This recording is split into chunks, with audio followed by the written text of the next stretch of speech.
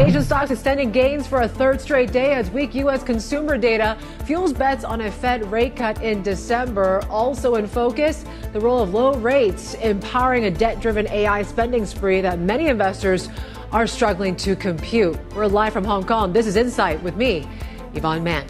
The White House National Economic Council Director Kevin Hassett is forming as the frontrunner to be the next Fed chair. Traders pushing the 10-year yield to 4%, betting he would lower rates to where President Trump wants them. Google is coming from behind to give Nvidia a run for its AI money. Can the search giant reshape the leaderboard in the industry and the equity markets for good? We'll assess that with Constellation Research later on. And from trade wars to tech tensions, we explore how these forces are reshaping the banking landscape in Asia with ING's APAC CEO, Uday, Sareen. And with private credit flagged as the biggest risk by some of the top names in finance, we're going to check in with Moody's Ratings Global Head of Private Credit, Marc Pinto, for his assessment.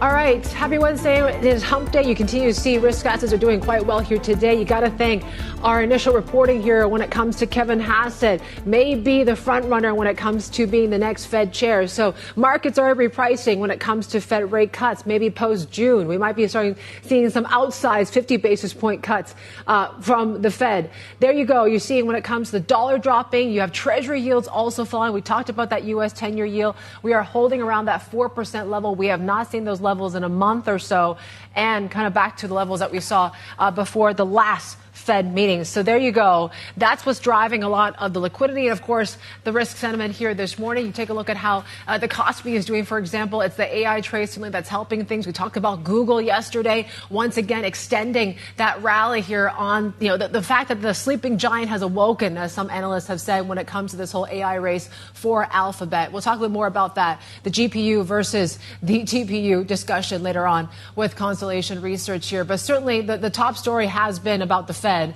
Bloomberg has learned that White House National Economic Council Director Kevin Hassett is firming as the frontrunner to be the next Fed chair, and that's with the search for Jay Powell's successor now in its final weeks. Now, Hassett just told Fox News he would say yes if asked to head the Fed. Our Federal Reserve and economy reporter Edna Curran joins us now from D.C. So Kevin Hassett says he would take the job, and certainly the market is shifting now towards more of a dovish sort of stance here.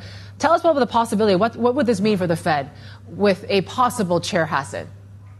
Well, look, NEC Director Hassett is seen as being economically aligned with the president, Yvonne. He shares the view that the economy needs lower interest rates right now. He has been critical of the Fed, both in terms of personnel, Chair Powell, and the institution. He has hinted at, he would be on board for shaking the place up, in particular, for example, how they look at data and how they analyze the economy.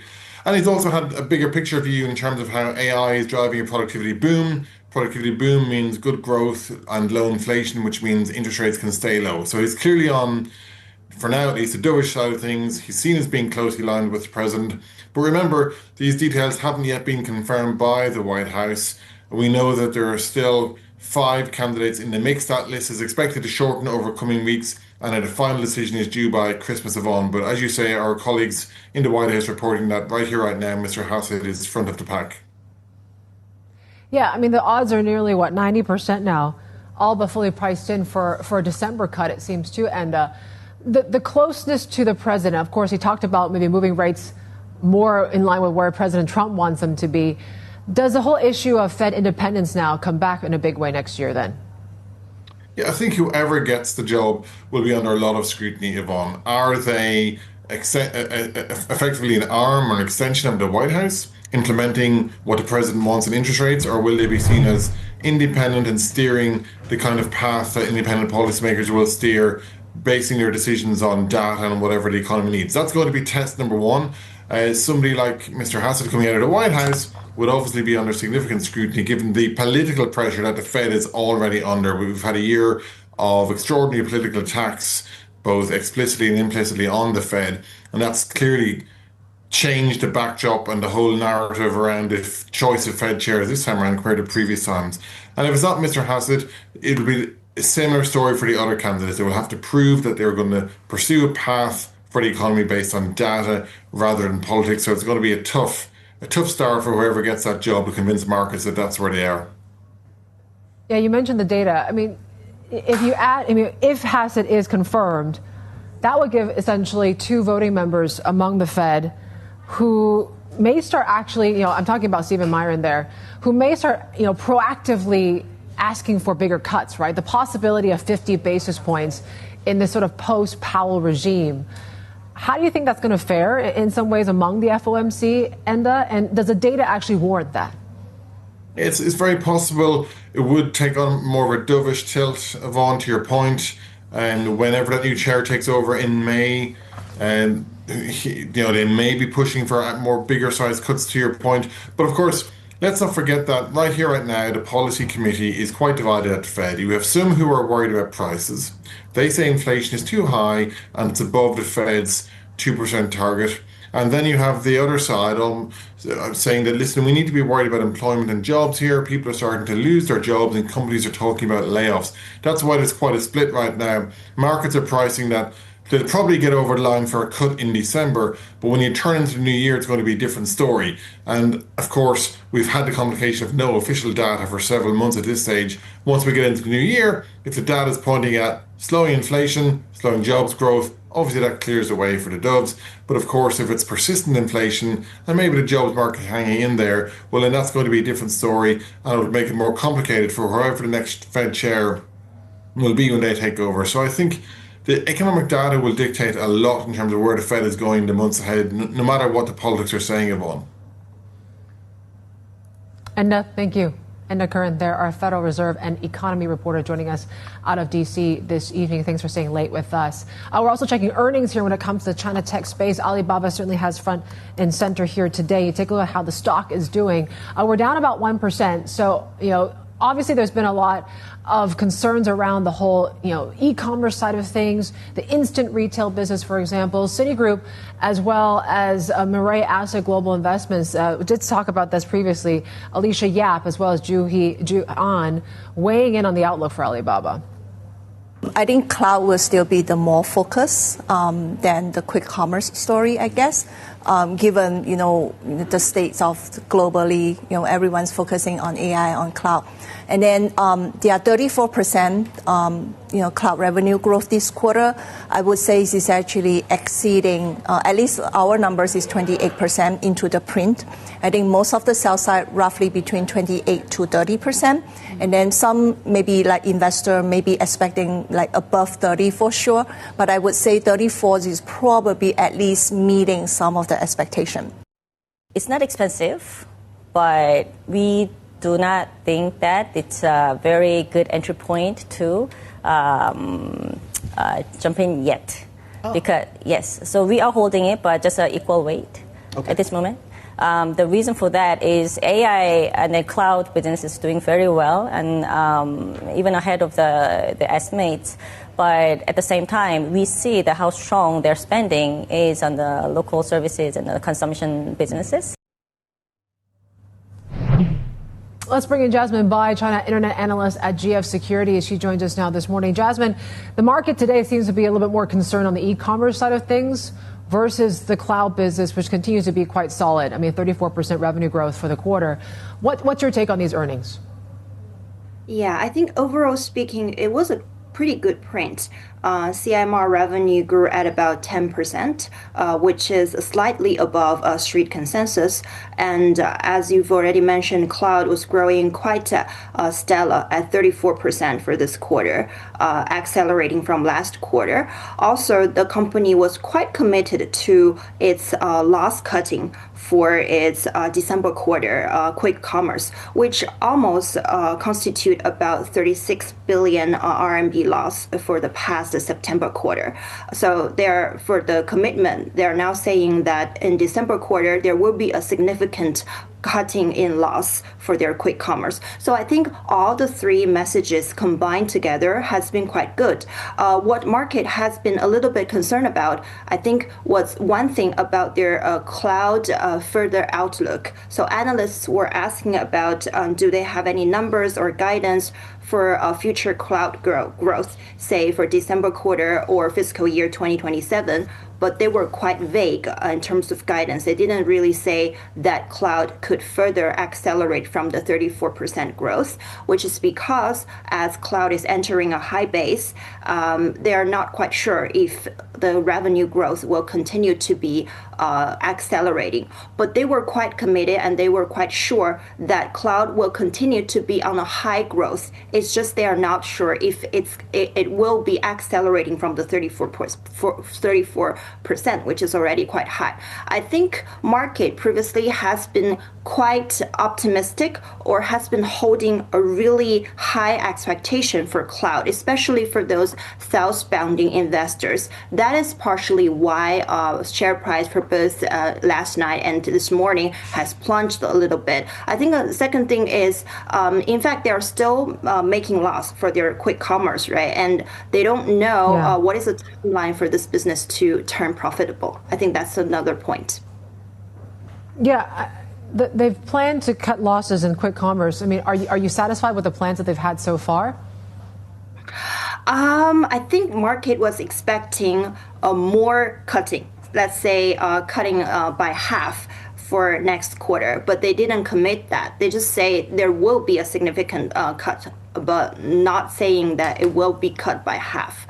I think that's something may slightly miss investors' expectation. But in fact, for that business, it could be difficult for them to be improving unit economy by half in just one quarter, right? There is subsidy for user, there's subsidy for rider. Also, that depends on how high is your AOV, right? So I think it's quite difficult. Yeah. Right now, what they've been doing, they're progressing really good, but it just didn't fully meet the expectation of market. And they mentioned that the September quarter may be the bottom in terms of these subsidies and investments, which may be a sign that they're more comfortable with where things are right now. How much do you think they can really scale back these perks, given the fact that, we're still dealing with a pretty weak consumer in China now? The way I see it is like usually September quarter is the peak season for food delivery business, where order volume is quite high and consumers just spend a lot on food delivery, including the drinks, coffee, and all those drink and stuff, the non-food category as well. So it's quite normal. It's quite just not hard to understand what they're saying, that loss peak out from September quarter, and going into December quarter, as order volume go down, they will also be cutting their consumer subsidy as well as rider subsidy. So I think what they're talking about has all been very rational, and I agree with you. They are quite satisfied with what they've already been progressed. Okay, back to the sort of cloud growth, and like you mentioned, they're not sure whether 34%, they can continue to ramp up that sort of growth in the cloud business. What are your expectations of what the next few quarters are going to look like for cloud? Well, we believe that the reason why they were hinting they don't know if that growth will continue to accelerate, it's because right now they don't want to be so concrete in terms of guidance. It's not that they are not confident about growth, or actually management and Addie already pointed out on the earnings call that demand has been very robust during the past couple of quarters. So I think what they're trying to say is that they keep the habit that they don't give exact numbers on every earnings for next quarter. That's what they've been they've been doing for every past quarter. So it's just a habit of them. It's not saying that they don't see high growth to continue, but they just want to be conservative. This is the way I see it. So for going forward, I'm still predicting about 35% year-over-year growth for cloud for next fiscal year. For the next couple of quarters, my expectation for cloud are still standing above 30%. Okay, about 30%. When it comes to the new app, the AI app, I mean, that was the big thing that came out a few days ago. Quen, they said this is sort of China's version of the super app in the AI era. Like they want to be an everything sort of app. How do you think this stacks up, right? Right now, people are saying that this is very much going to be very reminiscent of what WeChat was for the smartphone era. Do you think that's the case? And do you think this is really China's answer to ChatGPT? Sure. Well, if we look at the downloads for the past 7 days, I believe the app was up for use 7 days ago. Downloads already surpassed, I think, 10 million, which is quite of a significant number. Actually, already outshined, I think, Doubao and Yuanbao when they first came out, which is saying that consumers or users are quite happy with Q1 or are willing to give it a try. But in terms of how this app is going to motivate or encourage revenue for Alibaba or revenue as well as profit, I don't see that will come in the near term. I mean, right now, that's still a free of charge app, and I don't see that's fully incorporated in the Taobao or Tmall app already. So, I mean, it would still take some time for us to observe how will it encourage top line and bottom line for Alibaba. But I believe that right now, according to the downloads, I think users are quite happy or users want to give it a try. Okay. I want to turn your attention to, of course, Meituan, the reports as well. Certainly what we heard from the Alibaba side about, this bottom when it comes to subsidies investments. Do you think Meituan could signal the same and follow suit? How likely are we going to see maybe some sort of upside here when it comes to the food delivery space for Meituan? Sure. I think what has been clouding Meituan share price for the last couple of quarters was definitely the competition between Meituan and Alibaba. As Baba is saying, loss may already peak out from September quarter and onwards. I think that's a quite positive signal for Meituan because in terms of that, they don't have to be expending too much on their subsidy either, which is saying that December quarter for Meituan, if we look at the food delivery loss, that may significantly be narrowing from third quarter. So that's a positive signal for them. I think another issue we have to watch out for is they haven't really guiding anything on their in-store business, which is something that Douyin is also doing. Well, actually, in the past summer, Douyin has been quite aggressive in-store and hotel business by spending money and by onboarding a lot more merchants. So what I'm thinking is probably there will be a little bit of pressure on in-store margin for Meituan for third quarter and fourth quarter, which is generally generating about 5 billion RMB operating profit each quarter. Even though it's not the largest profit pool, I'm still thinking that may have some pressure. But on the food delivery side, I believe, yes, it is turning to the positive side for Meituan. Jasmine, great to have you. Jasmine Bai there, China Internet Analyst at GF Securities. And still ahead this hour, checking oil markets and the like. President Trump says his envoy will meet with Vladimir Putin next week as the White House pushes for a peace deal in Ukraine. The latest coming up. This is Bloomberg.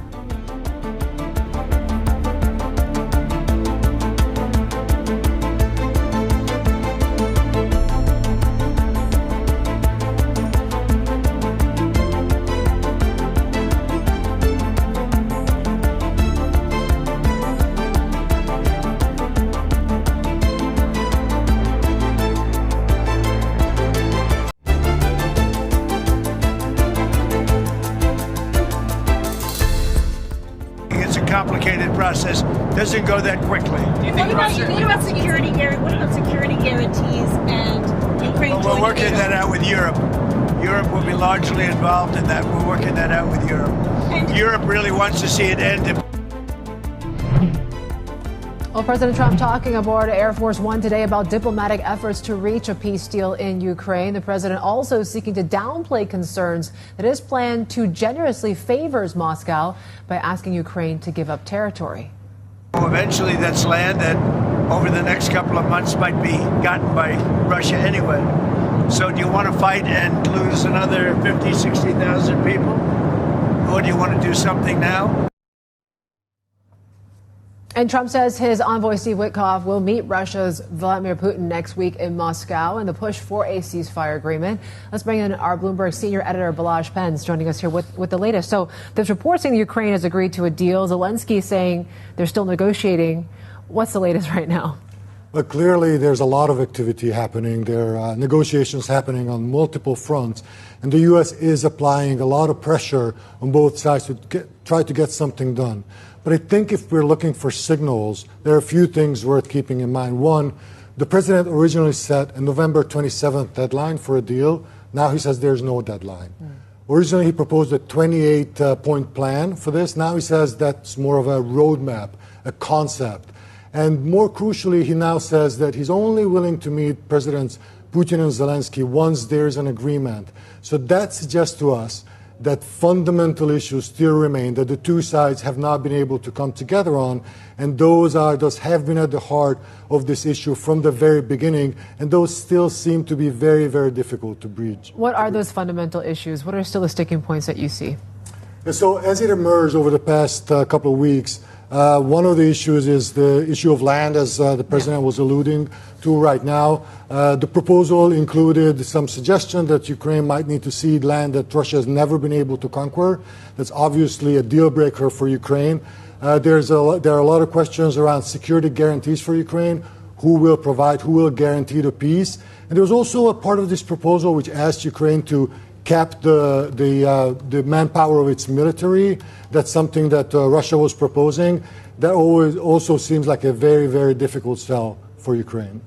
What should we expect? I mean, oil markets have sort of reacted to this as well. Should we expect that there to be any sort of talk about what Russian crude and the flow of that's going to look like? Well, sanction relief has always been part of this negotiation, and that's one of the carrots or one of the pieces of leverage that the U.S. and the international community can use to try to get Russia to the table. The question has always been, what's Russia's pain point on that? When is the point where they feel like the sanctions are just too expensive, too difficult for them, that will force them to come to the table and make some concessions of their own? All right, Balazs, thank you. Our Bloomberg senior editor, Balazs Pence there. And checking oil markets here, certainly that has been in focus. We have seen them perking up just a little bit here. But certainly the talk really has been oil was lower overnight. We're stabilized a little bit. We're seeing a little bit of that off some of the lows, just given the fact that, there are reports of this progress in peace talks as well. So traders are still kind of optimistic, though, that the crude supply when it comes to Moscow will stay online for now. Coming up, though, we're going to get fresh insights when it comes to the AI race from Constellation Research founder Wang. That's as investors readjust following the latest developments on Google's TPU chips as well. The debate around GPUs and Nvidia versus Google. You've certainly seen that rotation away from Nvidia into Alphabet the last two sessions as well. That certainly is going to be the key focus here. And really, how does it impact the Asia chip space as well, given the fact that the TSMCs, the SK Hynix, and the Samsungs potentially could benefit from this rotation if we do see more of this sort of sector adoption of these TPUs. We have plenty more to come. This is Bloomberg.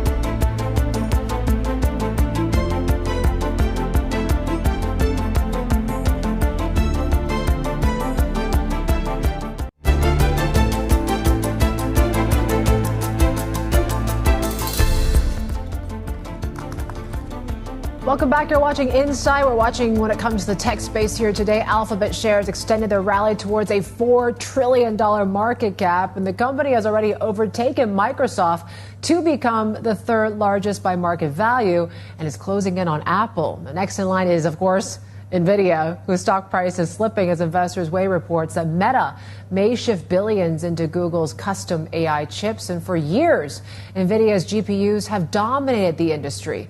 But when it comes to high costs, when it comes to supply constraints, that's pushing big tech towards alternatives. And Google's TPUs are seen as that sort of tailor-made for efficient AI training and making them the most credible threat to Nvidia's crown.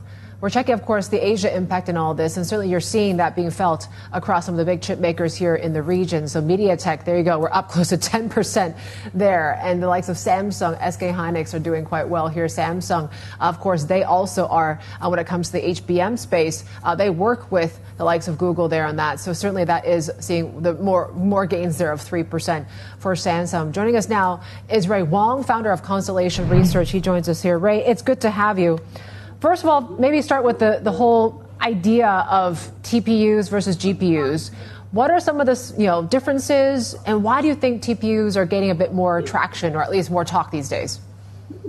You're absolutely right on the analysis. The reason TPUs are so important, these are tensor processing units. They're purpose-built for AI, for deep learning. This means training and inference. This means lower total costs. This means they're more power efficient than GPUs. And of course, these are things that Google has been working on for quite some time. And what we've seen over the course of the 7th generation of Google's TPUs is their ability to make them super efficient. Now, think you're Meta and you've got a supply chain diversification problem. You're only getting everything from Nvidia, and you need the ability to actually crank out training and learning and all the other things you need for reasoning for AI.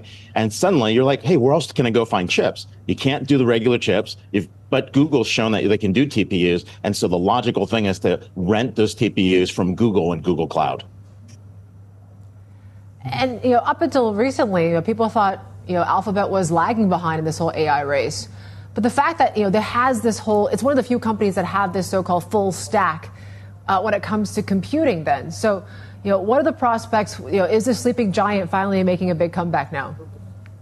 Well, we've been talking about how Google is ahead in AI for the last 18 months. And part of it is really because when Microsoft fired that shot saying they were ahead in AI, Google finally got its act together about 18 months ago. But they've been working on these chips for the last 5 years. So it's not something they just came up with over time, but they are fully vertically integrated, like you said, with the complete stack. We call it chip to app. And what that does is it gives them massive efficiencies of scale. If you think about having a fully vertically integrated iPhone, the advantages as opposed to getting components from different places, just like with the Mac. Now, as I said, over time, like you'll see, Google is leading the AI battle because it's not only diversifying income streams, it's taking all parts of the value chain and bringing it together back into search. Now, one of the things that we spend a lot of time thinking about is AI chip demand. And the question really is NVIDIA going to take a dent from TPUs from Google, or is it going to make a difference from AMD? And the short answer is there's $7 trillion market demand in AI chips by 2030. I mean, that's where we see the market in 2030. So we think there's so much demand to go around that this may be a time to buy the dip for NVIDIA or buy the dip in other places where you start to see some weakness. Interesting. So there's plenty of demand out there, I guess you say. It's not really kind of a zero-sum game, right, Ray, as you highlighted, right? It's not like I choose between TPU or GPU. There's plenty to kind of, you can do both for a lot of these You're definitely going to do both. You're definitely going to do both. And part of the reason is you want to diversify your chip base. And part of that, part of that diversification strategy is if something works with CUDA and NVIDIA well, but something works better with TPUs, it's just the same reason that you diversify, whether you put your cloud in AWS or in Google or in Oracle or in Microsoft. It's the same reason. And people are also diversifying their chipsets because each of these chips are going to do something differently. And for example, you might use deep learning chips for training and inference with TPUs more than you're going to do with the GPUs that you're going to do for just training. And so each one is going to play a different role, especially in a mix for some of the advanced companies using AI. Yeah, I mean, beyond just reports of Meta looking into TPUs, who else do you think would be adopting and seeing more of a wider adoption of these TPUs? Who else will be using them, you think, Ray? I think every hyperscaler that doesn't feel like they're competing with Google will be looking at this as an example. So, for example, I mean, Oracle's probably going to look at these TPUs. I think, you might even see Microsoft and Amazon take a stab at it. Amazon has its own Trainium chip as well, so they're probably using that. But when we get down to the companies that are using it, pharmaceutical giants, energy companies doing exploration, governments using weather, people building sovereign AI, they want to be able to make sure that they're going to consistently get chips on time. They're going to want to be able to make sure they have a second choice or third choice in source. So you'll see AMD, you'll see Google play that role in terms of providing the alternative to the Nvidia dominance. What about when it comes to, of course, our large language model, the Gemini 3? How does it stack up with the likes of ChatGPT? Because there's been talk about, it is one of the leading top tier sort of language, large language models out there. How do we see consumers? Are they getting more attractive to Gemini? There's definitely a lot of attraction to Gemini because you get the full stack of Google, back to your point earlier. And we're seeing Gemini 3 beat out ChatGPT in a lot of instances and use cases. If you go to some of those LM leaderboards, you're starting to see that Gemini stacking up against Perplexity, Gemini stacking up against Claude, and you're seeing these head-to-head battles. And I think you're seeing it's going to come down to really your use case. General purpose, there'll still be Gemini, still be ChatGPT. You'll see Claude there, especially for software development. It's one of everyone's favorites. And then, of course, if you're looking for open source Chinese, open source LLMs, Gwen and DeepSeek are still leading the pack. We're seeing some great advantages there as well as people are looking at smaller language models and use cases. What does this mean for some of the Asia sort of chip makers out there, right? I think Samsung is one of the key suppliers of Google's TPUs with their HBMs. Could they really start to catch up with the likes of SK Hynix in this space? Well, it depends on the volumes, but you're definitely going to see that diversification. Some spreading the AI chip wealth around to some of the other vendors is going to happen. But the Nvidia lead is definitely hard to beat. If you look at what's going on, even with TSMC making some chips in the US, they only get half the chips and then the rest are assembled in the US. I mean, there's something special about what's coming out of TSMC. And of course, the HBM high bandwidth memory that's coming out of SK Hynix and other places, Hynix and some of the other places, because what we are seeing is, a massive demand for speed and massive demand for compute power. Can you tell us more about what this? I mean, you mentioned that this doesn't really make a dent when it comes to Nvidia, but the stock really has been taking a hit recently, right? Whether it's concerns about this AI bubble, I think Michael Burry has led to a little bit of that scrutinizing of these sort of deals and the like. I'm just wondering overall, how much more upside do you think Nvidia does have moving forward? Well, if we actually do some models, and some of our models, we basically see there's another $1 trillion in sovereign AI in market cap, and there's another $1 trillion in physical AI in market cap. So somewhere about 6.5 trillion, 7 trillion market cap is probably where we think Nvidia is going to peak. And that's coming from basically the demand as we start seeing that shift on sovereign AI. That's probably the thing you're going to be hearing about all year, from Davos all the way down to next year by CES. That's be sovereign AI deals, companies that are building data centers, physical AI. Those two things are going to drive the market and drive the headlines in 2026. All right, Ray. We got to go, though. Ray Wang there, founder at Constellation Research, joining us there. Thanks so much for explaining all these things for me, for certainly someone like a tech sort of, I guess I say, I don't really know too much about it. The technicals are certainly what matter here as well. Take a look when it comes to what we're seeing from the Aussie bonds here this morning, okay? So we're seeing quite a bit of move in terms of yields picking up. Look at the 2-year yield. We're up some 10 basis points now at 377. That stronger inflation print was certainly one thing that sparked this. Given what we've been seeing there, obviously, does that lead to maybe this whole rate cut cycle? And, is that coming to an end for most central banks? That certainly is the question that we're seeing when it comes to New Zealand as well. well. But that CPI print that we got at 3.8% for Australia certainly did look a bit hot and was beating expectations. So there you go. The front end of the curve seems to be moving the more higher there, 5 basis points higher for your Aussie 10-year yield as well. Let's check in on some of those New Zealand assets because we just had that RBNZ decision not too long ago. It's interesting, right? They cut rates, but then again, look at the Kiwi dollar. It actually has been strengthening more than 1% here. It seems like there is some bets now that maybe the easing cycle for New Zealand is nearing an end. So we'll see if, how this works. I mean, is there more policy room for the incoming governor? That certainly is going to be a big key question here.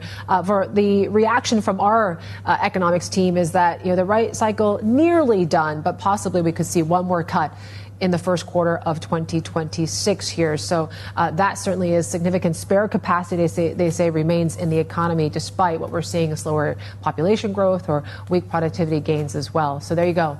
We're going to leave you some pictures when it comes to Taiwan as well. We are hearing from the president there, Lai Ching-te, talking about the latest when it comes to the China and Japan spat. And he says the threats from China, or China's threats, are intensifying. This, of course, as we talk about the economic sort of hits that Japan has been facing here when it comes to films, to seafood. We've talked about what airlines are doing as well when it comes to how Chinese airlines might be benefiting from this spat as well, or even just the Korea side of things as well, given that people maybe are avoiding the Japanese market from China. So certainly that could be something to watch. But these are live pictures coming through from Taipei now with President Lai talking about these very threats. All right, coming up, we're talking about Southeast Asia. HSBC Global Research joins us with their outlook for ASEAN economies in the coming year. Hear why they're still upgrading Malaysia's growth forecast next. This is Bloomberg.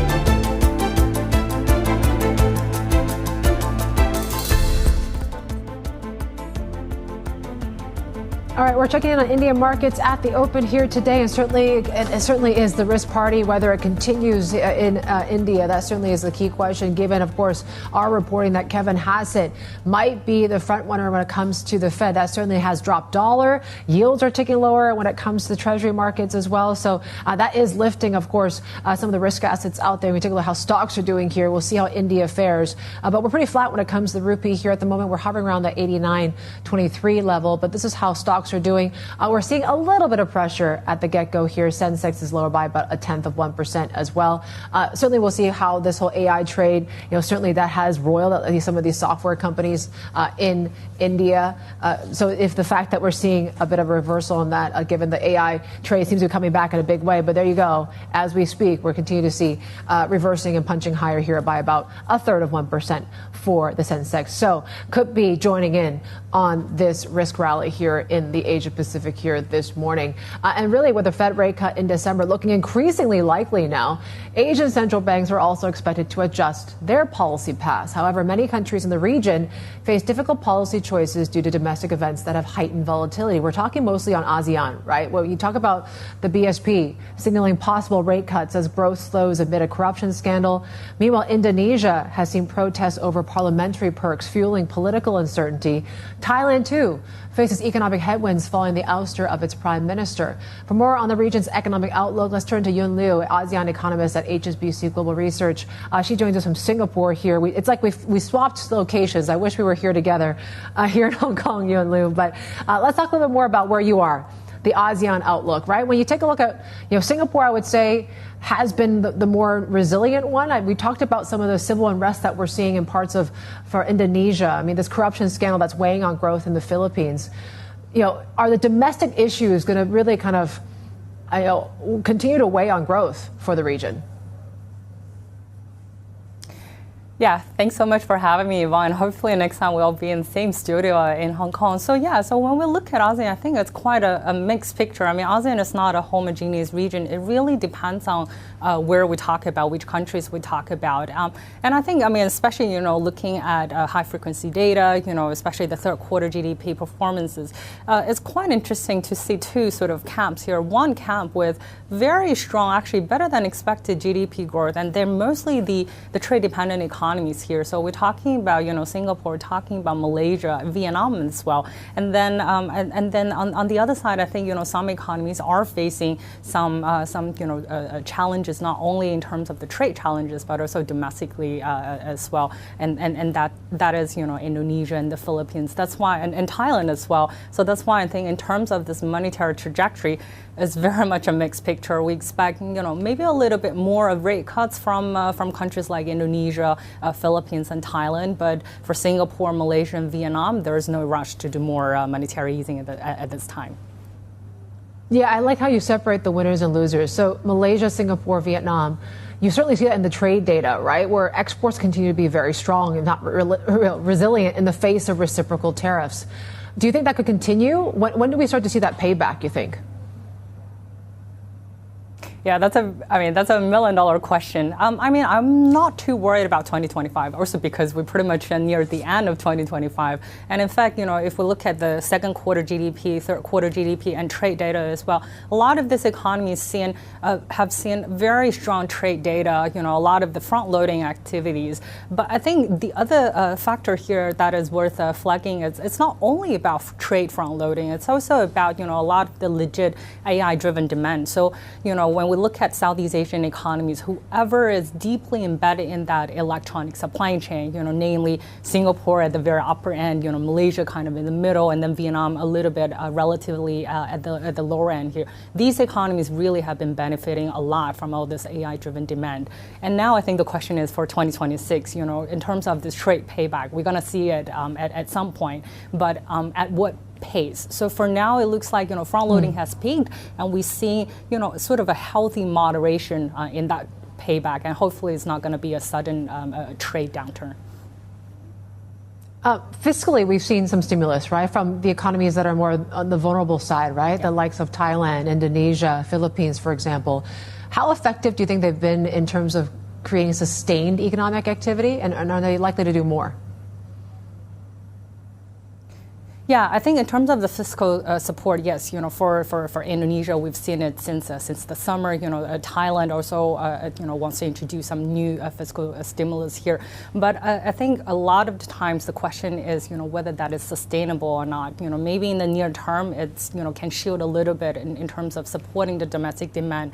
But I think a lot of the times, if, the challenges are about the whole trade dynamics, or it's about structural challenges, that maybe, in the long term, the fiscal support is not enough. And for ASEAN, I think overall, since, the post-pandemic, we've seen very clear trend that, all the ASEAN countries wants to restore some fiscal commitments, at least trying to go back to their fiscal consolidation before COVID. So I think that's also, another factor to weigh in terms of the limited support from the fiscal side. Okay, so if fiscal space is tight, what about for the monetary side of things, right? We've seen continued cuts from some of these ASEAN central banks, but it seems like they've been quite slow, though, to pass on these lower borrowing costs to borrowers. Are we likely to see more of this sort of stalled transmission effect, when it comes to these sort of rate cuts here? And, can it actually meaningfully generate growth then? Yeah, I think there's also a lag effect as well. I mean, when we think about the effectiveness of the monetary mechanism here, and the other factor also, if we take Thailand as an example here, high elevated house debt is also very much another concern. So in terms of the rate cuts, in the near term, I think marginally it will help growth to some extent. But I think for a lot of the countries, it's also about think about the structural challenges that a lot of countries have been facing, and it's especially in the middle of all this trade challenges, turbulence that we're seeing, trade diversification is also very much key, and this is what ASEAN policymakers have been trying to push for. This accelerated efforts to find new trade opportunities elsewhere. So that organic trade, or growth opportunity is also quite important, in addition to monetary or fiscal support. When it comes to the likes of Philippines, we talk about the domestic issues, right? This corruption scandal, we saw it in the GDP print really weighing on growth at just 4%. The president has some pretty ambitious growth targets, right, for next year, 5.5% to 6.5%. Is it going to be quite difficult to really deliver on growth then next year? Well, I mean, I guess now it's still too early to tell what's going to really happen in next year. But yes, for the Philippines, for Thailand, we're seeing, some of the near-term growth challenges here as well. That's why in terms of the monetary support and in terms of the fiscal support, probably these countries will have to do a lot more than the other countries. Let's say, for example, for Malaysia, whose growth has been a lot stronger than expected. So, for the fiscal and monetary support, they don't really need to rely on that much. And what's the inflation outlook for ASEAN for next year? I'm just wondering, if they need to maybe do more to boost growth, and is the door pretty wide for more cuts in the region? What's the inflation outlook for next year? Yeah, so I think overall, I mean, for this year, for next year, inflation picture has been relatively quite benign, and actually across ASEAN, for countries like the Philippines, Indonesia, which used to have a quite high inflation, now inflation has been very much restored to low levels. So that really gives the space for the monetary authorities, for the central banks to actually deliver more rate cuts. And not to forget, I think this broader, weaker dollar story also helps. I mean, especially when we think about the import inflation here, it's going to be very much subdued. So for central banks, I think the priority here is really on growth. It's not really on inflation. All right. Yun Liu, thank you so much. Catch up in Hong Kong. ASEAN economist at HSBC Global Research joining us out of our Singapore studios here this morning. I just want to bring you the latest when it comes to these live pictures out of Taiwan, where the President Lai Ching-te was just speaking. We are hearing now from the defense minister, I believe, as they're talking a little bit more about the defense budget for Taiwan. They are planning 1.25 trillion Taiwan dollars when it comes to a supplementary defense budget. And the president has also said the funds would be spent over the course of 2026 to 2033. This, as of course, the president did talk about how these threats from China are intensifying. Of course, we did just have, of course, those two surprise phone calls from Trump and Xi over the weekend, and then with Trump and Takaichi over her comments when it came to Taiwan. So the fact, there was a great story from the Bloomberg saying that Taiwan was quite pleased that President Trump didn't mention Taiwan in that readout of that Xi call. So certainly that's still going to be the key focus there for the island as this trade spat. Still seeing no signs of really let up or off ramp here between China and Japan. All right, take a look when it comes to Asia FX. So we're checking the dollar, just given the moves that we've seen overnight, given the news of maybe possibly, we're talking about Kevin Hassett as the finalist or the top contender when it comes to succeeding Jay Powell. That certainly has led to that dollar weakness to continue here, with the exception of the Kiwi, right? Because there is indication that they might be done cutting rates as well. But there you go. Dollar weaker. You talk about when front end rates were heading lower here, 4% in the U.S. 10-year yield. So that really the translation and what people are really saying here is really sell the dollar, buy bonds, and maybe steeper curves here. There is, of course, that concern about Fed independence, just given that Hassett is pretty much more in line with President Trump when it comes to rate cuts as well. We have plenty more coming up on the second hour of Inside. Keep it here with us. This is Bloomberg.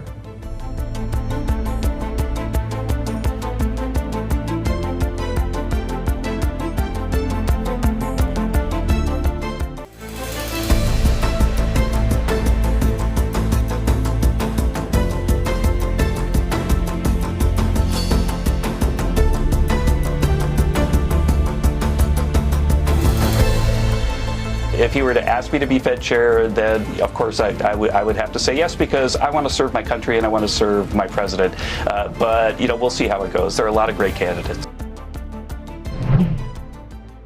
All right, the man himself, White House National Economic Council Director Kevin Hassett, speaking to Fox News earlier about the possibility of becoming Fed chair. That's after Bloomberg reported that he's now the front runner. Welcome back. You're watching Insight. We're checking markets here this morning, and yes, the news of a possible chair Hassett around the Fed that has lifted risk sentiment across the board here in Asia. We're seeing that follow through from the U.S. session, where dollar was weaker, Treasury yields also leading yields lower there as well, and that's really helping the bond space there this morning.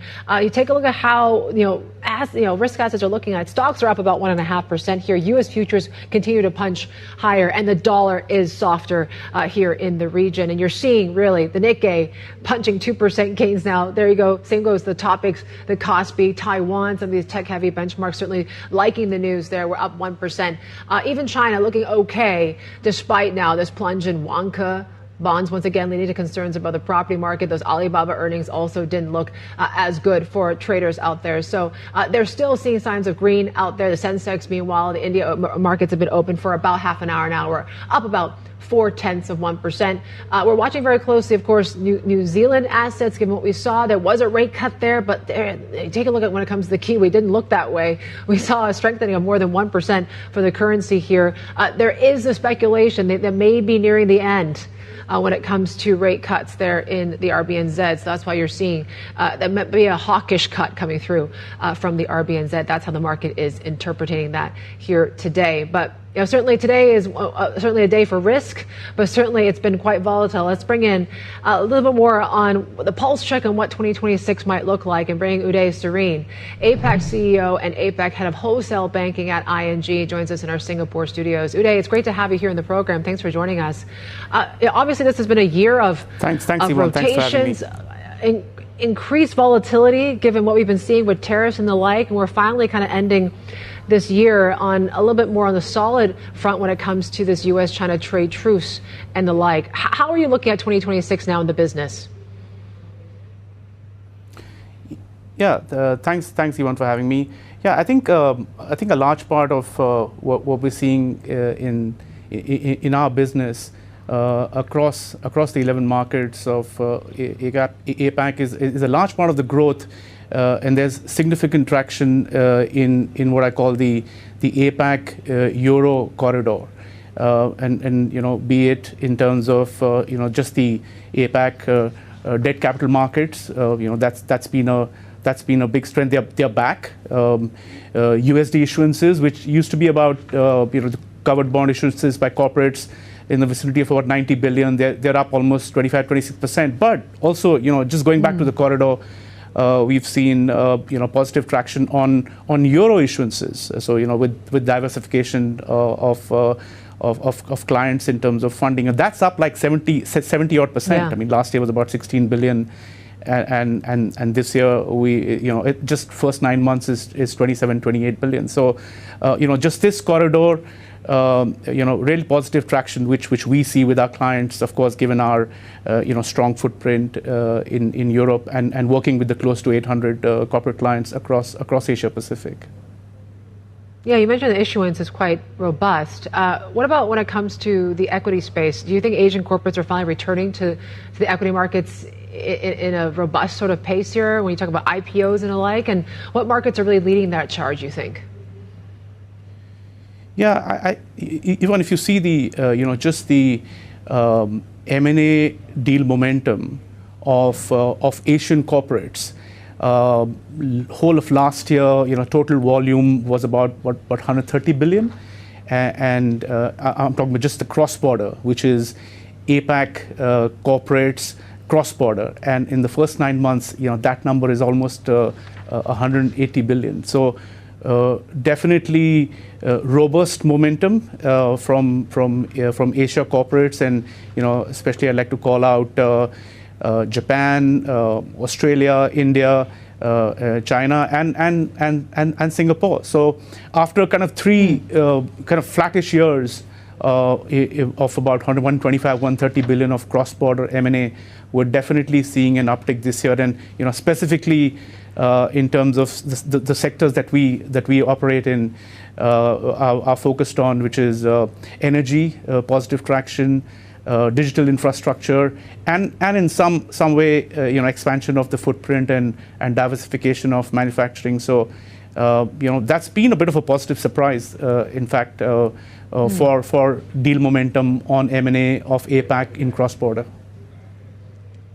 And when you look at these equity valuations, do they make sense to you? Or do you think what we're seeing for example, like India, Japan, does that look sustainable? And do you see any sort of disconnect between, equity valuations and credit fundamentals now?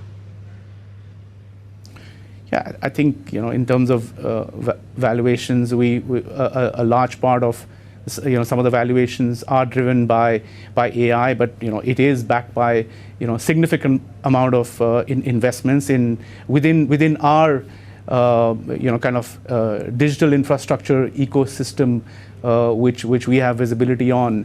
There is, I think, just look at one estimate from a next year perspective, close to $400 billion of potential investment, which is linked to AI usage, especially on digital infrastructure, be it data centers, subsea connectivity, cloud infrastructure, which needs to step up. So, a lot of that is fueling, the speculation. Of course, as companies move from pilots to actual execution and how that kind of pans out, that remains to be seen. But overall, just on digital infrastructure, there is considerable positive traction.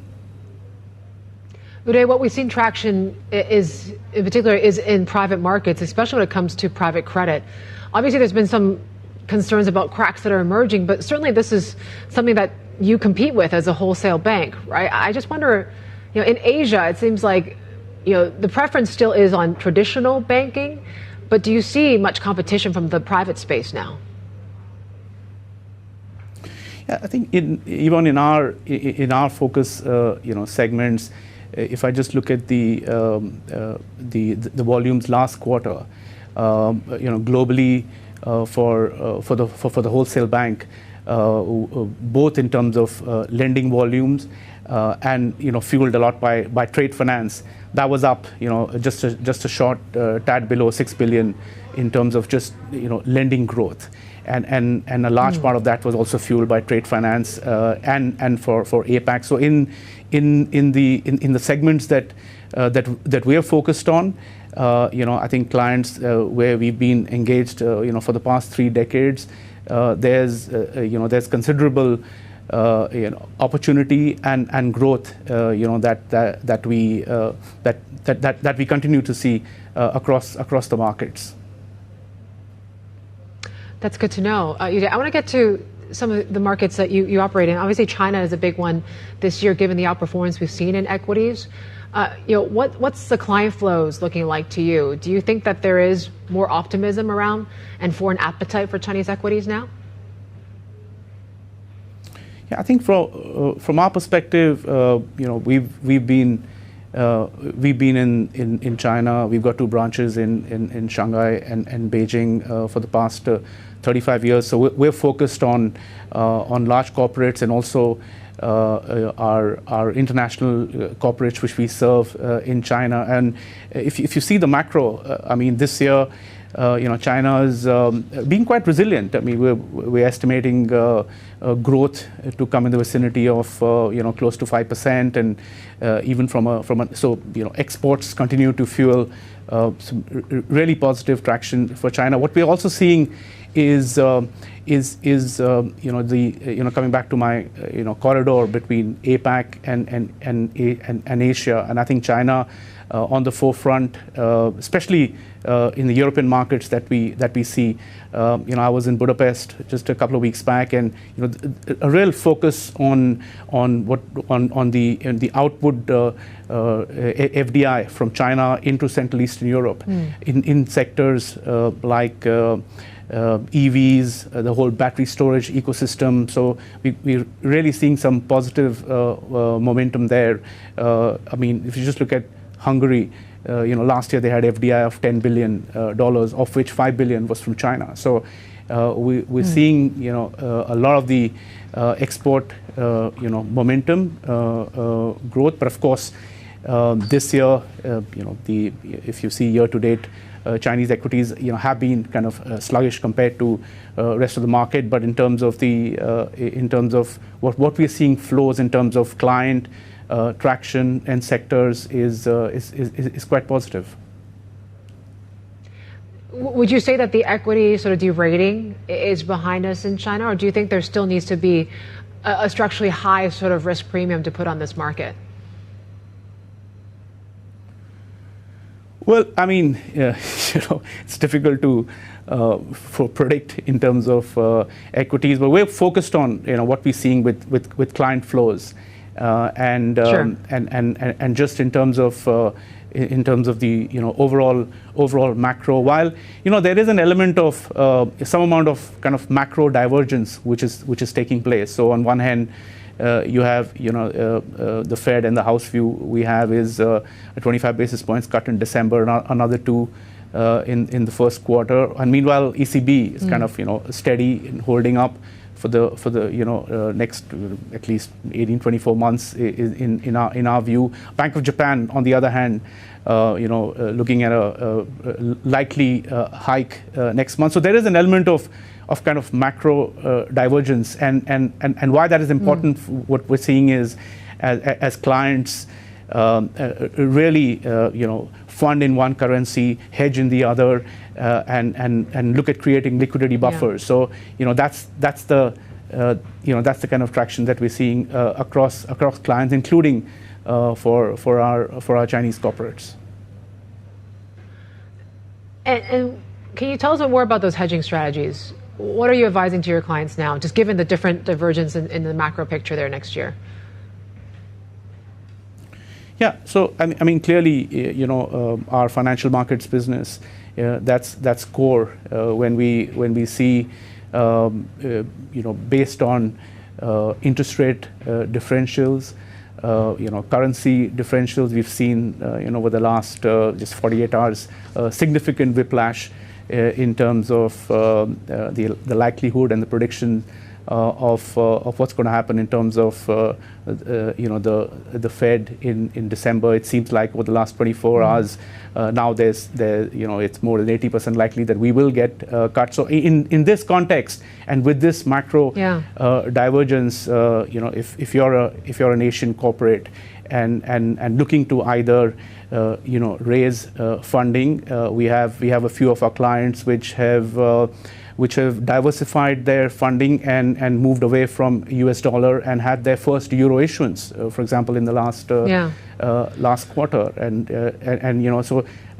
that kind of while 80% of funding would typically be US dollar, but we've seen almost like a 60-70% growth in euro. So just in terms of currency, locking in certainty for transactions with what we call kind of deal contingent hedges for transactions, and that really comes into traction as we engage with clients and work through that complexity of ensuring certainty and creating liquidity buffers for next year. It's interesting, yeah.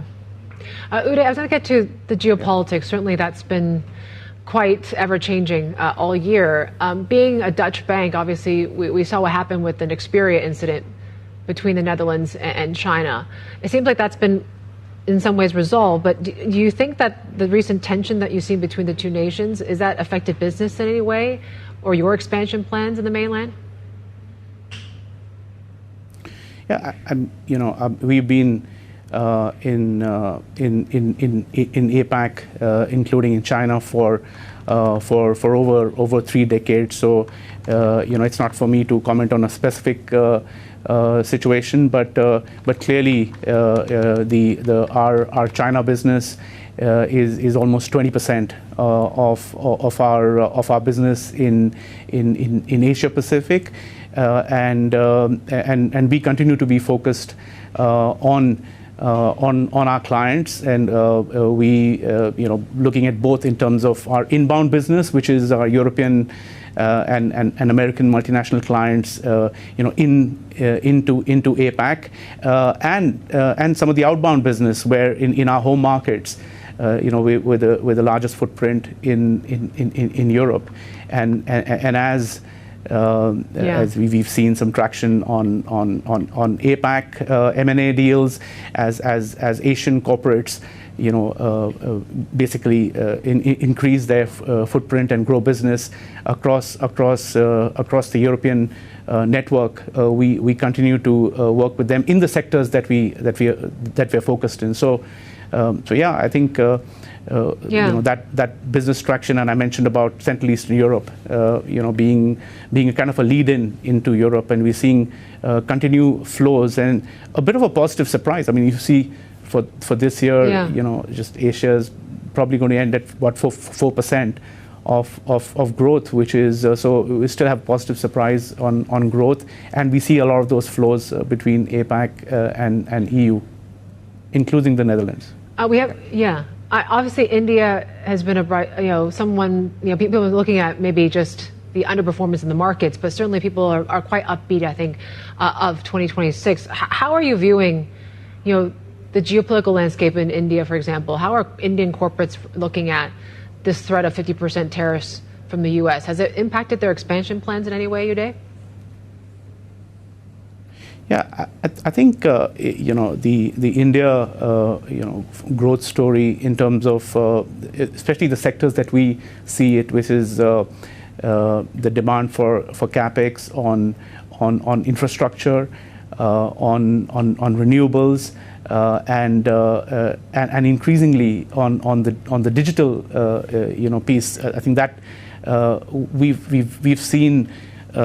We've seen, I think, an increase in some of those demand flows coming in, and that matches with the with our house view that India continues to be growing at high sixes. At least it's the highest growing large economy now.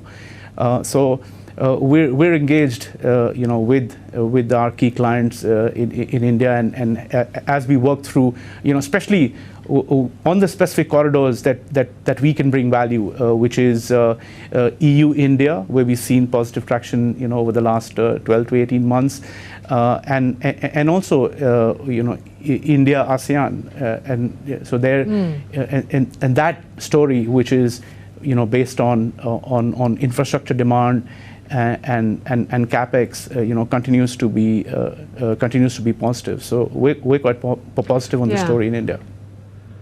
How do you view the competition in the wholesale banking space in India now? Seems like it's heating up when it comes to foreign and private players.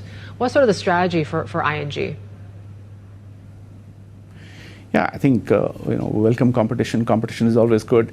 Our focus is the value that we bring to the clients, which is really threefold. I think one, clearly the sector expertise that we focused on our core 7 subsectors, and I talked about the positive growth we've seen on energy. In terms of both renewables and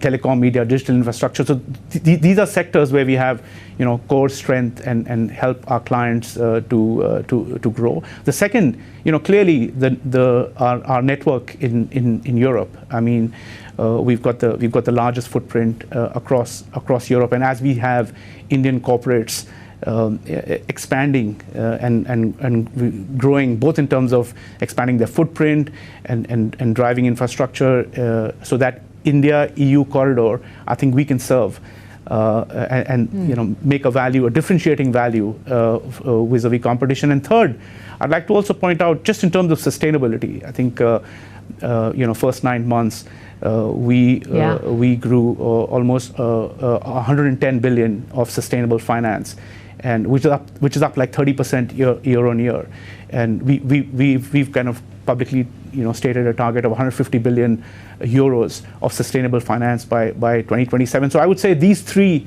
key what we call the ING differentiators is the value that we bring to our corporates as we work with them. Over 800 of our corporates that we engage with across Asia Pacific and 4,000 globally. So, while competition is good, I think these are clear differentiators which we bring to the table. Okay, it sounds like you're quite optimistic. What in terms of, do you need more people? I mean, do you need to hire more bankers in India? And how do you think AI overall is reshaping your hiring plans in the region now, Uday? Well, overall, Yvonne, I would say that we're quite focused on growth. Roughly of our global business for wholesale banking, APAC is about 12 to 13% today. Our home markets are obviously about 70%.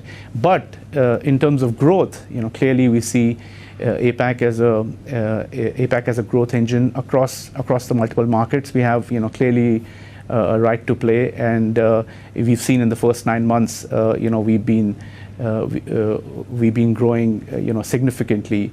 In terms of to your point of the team, we've significantly invested, especially on our focus products like on transaction services, on our corporate finance team in APAC, and I would say over the last couple of years we've scaled up our team across APAC by almost like 14-15%, and these are bankers on the ground in our various markets that we operate in. So you're hiring more on the sectors.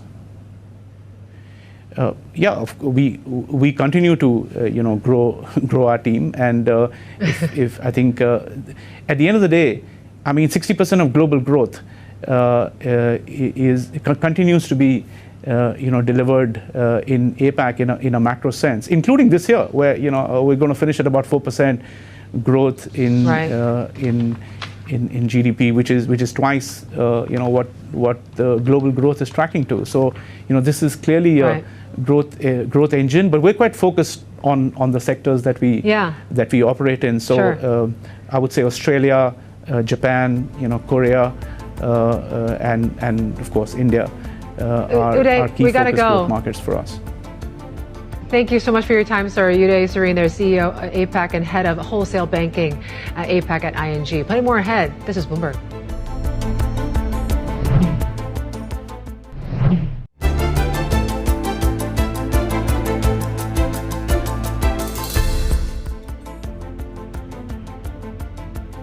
All right, the global exuberance continues for a third day here on the back, of course, those Fed bets. Nearly 90% chance now the Fed may have to cut in December. This on the back of Bloomberg reporting that Kevin Hassett might be the front runner there to lead the Fed next year post Powell. That certainly is lifting markets across the board. Look at Asia Pacific. We're up more than 1%. That's really been driven by the likes of the Nikkei, the Kospi, for example. Seoul still seeing gains of north of 2% here this morning. And the dollar is weaker across the board when it comes to Asia FX, with the exception when you take a look at the Korean won or the rupee, for example, which have stabilized of late. But there you go.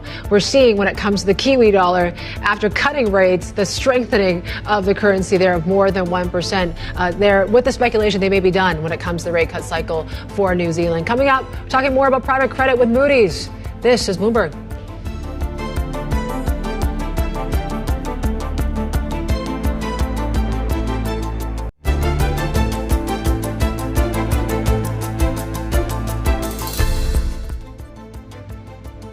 Welcome back. You're watching Inside. China's property crisis is once again in the spotlight, in particular when it comes to the woes at state-backed China Vanke. Some of the developers' yuan bonds were suspended earlier today after steep price drops there. You take a look at what we saw in those dollar bonds due in 2027, led to deeply distressed levels below 40 cents to the dollar there for the first time since January. The company has been struggling to convince investors it can avoid default without clear signs of government support. Let's get to our China credit reporter, Trista Luo, joining us now for more.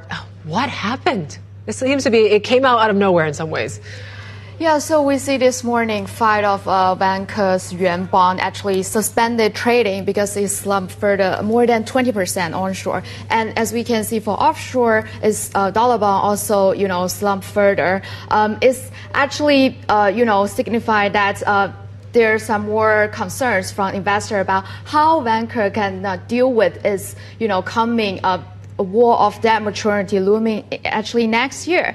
And especially recently, its largest shareholder, Shenzhen Metro, saying that they are actually tighten the financial terms, which Vanke has been always rely on those credit lines to help with it, to repay those debt. So right now, investors are questioning how they're going to deal with it. Yeah. Tell us a bit more about why Vanke is so important in the grand scheme of things.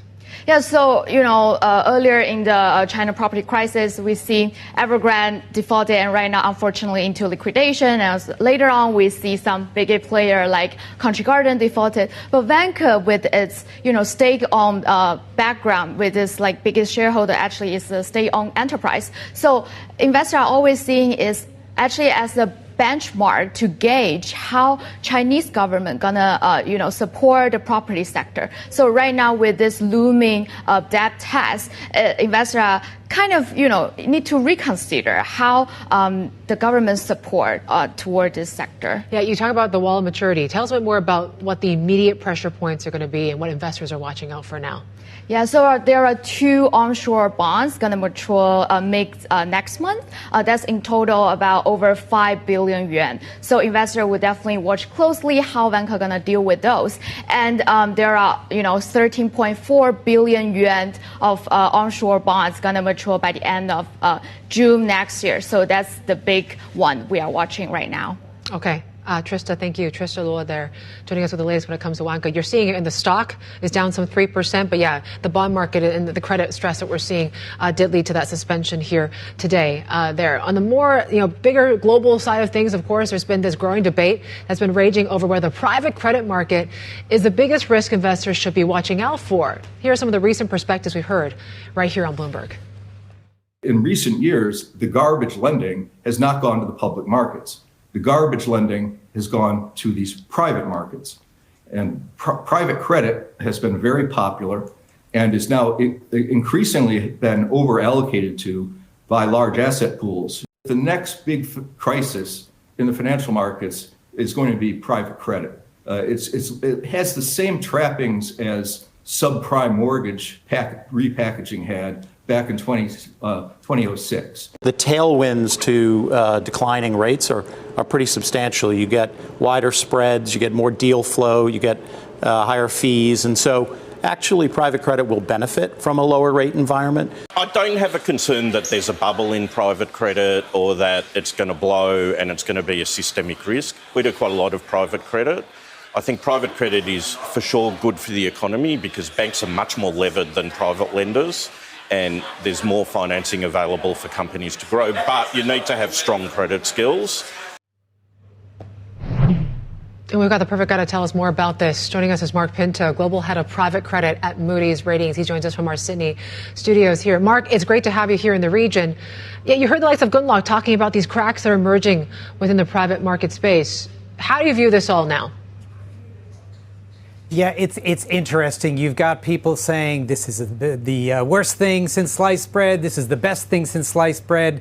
I think if you look at the numbers, you've got pretty stable asset quality. When we look at the business development corporations, which are private credit lenders in the United States, asset quality has been very stable. When we look at the funds, private credit funds that we rate, we also are seeing very stable credit quality. We're seeing on the macro front, GDP growth relatively resilient, and default rates, in fact, are in decline. Globally, at Moody's, the high yield default rate is around 5%, and we expect that to go to below 3% by the end of next year. And that partially is related to the fact that the Fed is likely to be continuing to lower rates. So in terms of credit stress then, I mean, do you not see any of that on the horizon? I mean, you talk about when it comes to, borrowers are grappling with inflation still, higher interest costs. The consumer seems to be weakening as well. I'm just wondering, should we be concerned about credit stress next year? Yeah, I think we should always be concerned about what's happening in the credit market. We should be concerned about underwriting standards. I think the reason that a lot of these, quite frankly, one-off issues that have taken up a lot of headlines lately is because this market isn't terribly transparent. It's an opaque market, which has some complexity to it, but it's really a consequences of what regulators had in some respects hoped for. Post the GFC, we saw massive regulation on the banks, and the idea was to bring down the asset risk in the banks so that depositors would be more protected. But as we know, credit is like a balloon, and if we push it down over here, it pops up somewhere else. And where is it popped up? It's popped up in the private markets, but it's no longer subject or funded by deposits, but by investors like pension funds and insurance companies that have long-term horizons, long-term liabilities for which they need long-term assets. So in some respects, this may be tamping down systemic risk as opposed to increasing systemic risk. But that jury is still out because this market has not yet been tested. And in terms of what you're seeing between retail and institutional sort of private debt, how are those dynamics? I mean, how do they square right now? So what's interesting is this traditionally was a market that was invested in by institutional investors. What you've seen of late is more of a retailization of private credit, whereby sophisticated or accredited investors, think of them as high net worth individuals and family offices, they're getting more involved in this market. The returns have been quite strong for quite a number of years, mid double-digit teen type returns. Those returns are likely going to moderate as you see rates come down and as you see more competition in the market, and as well as you see more vehicles that the retail investor can invest in will include some liquid provisions, which means that these funds cannot be 100% invested in illiquid assets. So in terms of just overall, what you're taking, I mean, you're saying default rates are still low. Will they remain low? I mean, in terms of downgrades and upgrades, how are you looking at 2026 now? Yeah, our expectations are that default rates will continue to decline. That's on the back of a fairly resilient GDP growth, as well as lowering rates or rates being lowered by the Federal Reserve, which all of which is quite supportive for credit. Okay, in terms of what private credit, counts for GDP, how closely tied do you think is going to have on the banking system from now on, right? Do you think this asset class is largely going to influence a lot about how credit markets are going to move, in the longer term? How do you see this all kind of playing out? This is a great question, Yvonne, because nothing grows in isolation, right? Right now, risk is on the move. Risk is moving out of banks into non-banks, out of highly regulated markets and institutions into relatively lightly regulated markets and institutions. And as a result, what the banks will be lending to and how they will be lending, what happens in the public fixed income markets in terms of valuations, pricing, and liquidity, all of that will be impacted by private credit. But effectively what private credit is doing, it's providing a solution to the market that wasn't there before. Borrowers are going to private credit today because they're looking for speed, they're looking for certainty of execution, and they're looking for a bespoke deal. If you wanted to borrow money from a bank, you'd get a 1 to 3 year loan. If you wanted to go into the public fixed income market, you'd maybe do a 5 year or a 10 year. If you want something much more bespoke, you want a 14 non-call 2, which means that you would get the loan for 14 years, but it could be called after 2 years. You want something very bespoke, you need to go to the private credit community to fund your loan, which is going to be backed by people who have long-term liabilities and don't need the liquidity that you might need in some of the other markets. In terms of just, you mentioned that you're not seeing signs of strain, but in terms of where things are vulnerable, are there certain segments within the sort of direct lendings market that you're seeing the most signs of liquidity challenges? I mean, some have flagged, the health sector, the tech sector in particular, where maybe some of these middle market firms where you are seeing more signs of stress. Are you seeing any of that, Marc? Yeah, it's interesting. The market, in certain markets, you do have concentrations of software firms or tech firms.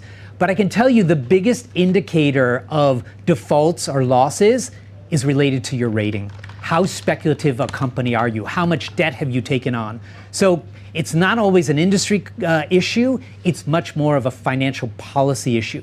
But maybe related to what we're looking at, there are 4 different things that we're looking at when we think about the systemic importance of this area. One, we're looking at underwriting standards. And we have seen some weakening of underwriting standards, weakening covenants in both the big bank syndicated loan market as well as the direct loan market. So we're focusing on that quite closely. We're looking at liquidity. We haven't seen a lot of issues with respect to liquidity. Spreads are quite tight. Money is ample. The other thing we're looking at is asset quality. We just talked about that. We're not seeing major cracks. We're seeing one-off here and there. Yeah. And then the final thing that we're looking at is interconnectivity. What's happening today is that banks are lending to the private credit lenders. Private credit lenders are buying insurance companies. Insurance companies are involved with the pension funds. So you have a much more of an integrated financial services sector today. And the question remains that if we go into a downturn, how will risk be transmitted between these different players that have much greater importance today than they did in the past? I got to get your take on this whole rise of AI, right? And you're seeing it in the credit markets, right? Where Wall Street is starting to get really worried about this flood of credit from these sort of big tech, or the flood of debt sales that these big tech players need to kind of fund their AI development. And some are concerned that this could blow up credit markets. Are you seeing that in the private credit space? Well, I would say computing demand is a driver for credit in general, whether it's from the bank's perspective, from the public market's perspective, or even the private markets. It's going to take a village to fund the computing demand that we need, and it's going to take actually a very large village. I think there are some concerns around concentration risks at some point in the future. Moody's anticipates that over $2.5 trillion, $2.5 trillion over the next 5 years is going to be spent on data centers. So you're going to see additional amounts of debt and lending, again, whether it's in the public markets, private markets, or banking markets, that I think we're all going to have to focus on and figure out and understand over time whether or not there's the return on investment that is expected in this market. And Marc, since you're in this part of the world, can you tell us what your view is on the Asia private credit markets? Because there was a lot of sort of people were talking about, the opportunities in the Asia. So BlackRock certainly has delved into this space, but they're kind of leading into this sort of wall of, maybe there's just not that many deals, which continue to be thin, and maybe investors are still really preferring traditional banks. How do you view this dynamic in the Asia region? Yeah, no, it's a great question. Really, private credit is growing differently depending on where you are in the world. So in the U.S., the banks only provide maybe 20-25% of the financing to the overall market. It's a heavily disintermediated market. Here you have the opposite. The banks are in control. But even with that premise, or even with that sort of environment, you have solutions for that are not being met where private credit can step in. There might be a case of very long-dated loans that the banks don't want to do or unwilling to do because of either capital constraints or return targets that they have. So there is a growing market here. It's relatively small in the global perspective, maybe $100 to $200 billion versus a market that's maybe $2 trillion globally. But I'm at a conference here today, at a securitization conference, and there's a lot of talk about private credit, and there's a lot of talk about how there's room to grow in this market for private credit. Marc, it's great to see you here in the region. Marc Pinto there, Global Head of Private Credit at Moody's Ratings, joining us out of Sydney there. Some top corporate stories that we're following for you today. Chilean copper producer Codelco is said to be pushing for a hike in the annual premium for some of its Chinese customers. Sources say the firm offered to supply some buyers at a premium of $350 a ton over LME prices for 2026 annual contracts. Now, that would represent a huge jump from the $89 agreed for this year. Codelco's offer typically set the benchmark for the copper industry. Warner Brothers Discovery has asked potential buyers to submit new sweetened offers after getting an initial round of bids. Sources say the parent of HBO and CNN has asked for the improved offers by December 1st. Paramount, Skydance, Comcast, and Netflix are looking to buy some or all of the company. TSMC has sued a former executive who left to join Intel, alleging a high risk he leaked trade secrets to his new employer. The Taiwanese chipmaker filed a lawsuit against Lo Wen-jen, a former senior vice president, citing a non-compete agreement he had signed. TSMC says that when Lo departed in July, he failed to disclose in his exit interview that he planned to work for Intel.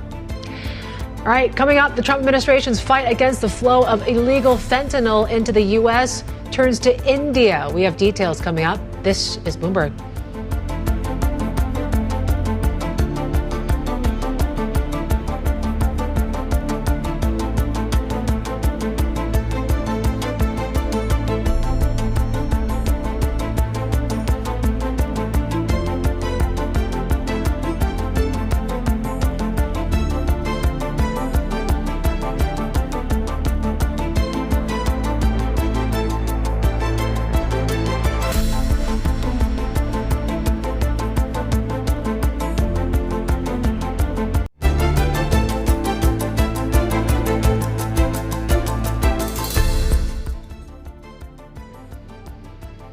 Checking India markets now, looks like getting a bit more traction here, and we are seeing more momentum on their side. Sensex is up 0.75% and really joining in on this rally here in Asia this morning on the back, of course, the dollar is weaker. Obviously, this whole kind of talk about Kevin Hassett potentially being the front runner there for the Fed chair that has lifted overall risk sentiment here today. We're pretty flat when it comes to the rupee, still hovering on the 89.21 level as well. Let's talk a little bit more about the trade side of things. The Trump administration's crackdown on illegal fentanyl is now extending to India, which the U.S. has identified as the second biggest supplier of precursor chemicals and drug-making equipment after China. Let's get to Bloomberg News senior reporter Dan Stumpf joining us now with more from New Delhi.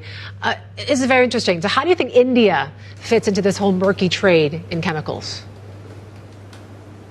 Well, thanks so much for having me. Yes, that's right. India, much of the focus in the global fight against fentanyl has fallen on China. And of course, the Trump administration has been extremely vocal about China's role in the fentanyl trade and has placed a number of tariffs that we know have been rolled back recently on China for its role in the trade. What we do know, however, is that India is a growing conduit, a growing node in this global fentanyl trade. And that's been called out by a number of different figures within the Trump administration and previous administrations.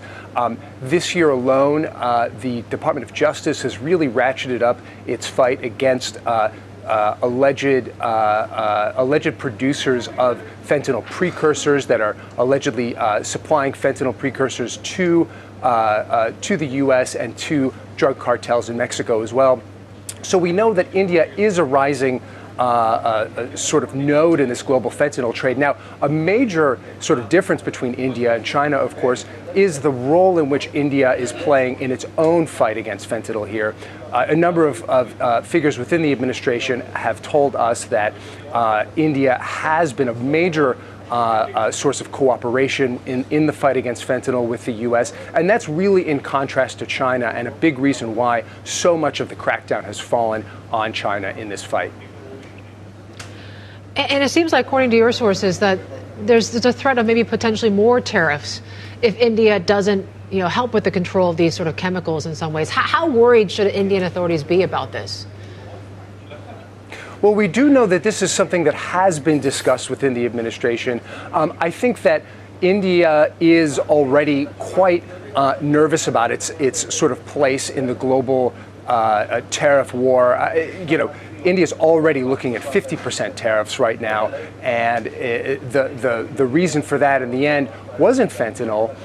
It was India's role in buying Russian crude oil. And so we know that now India is starting to roll back its purchases of Russian crude oil, and there's a strong hope that a deal with the Trump administration over trade is in the works, and perhaps even imminent, that's going to come through and help roll back some of those tariffs. But we do know that that New Delhi and the administration of Prime Minister Narendra Modi is very conscious of this growing fentanyl threat.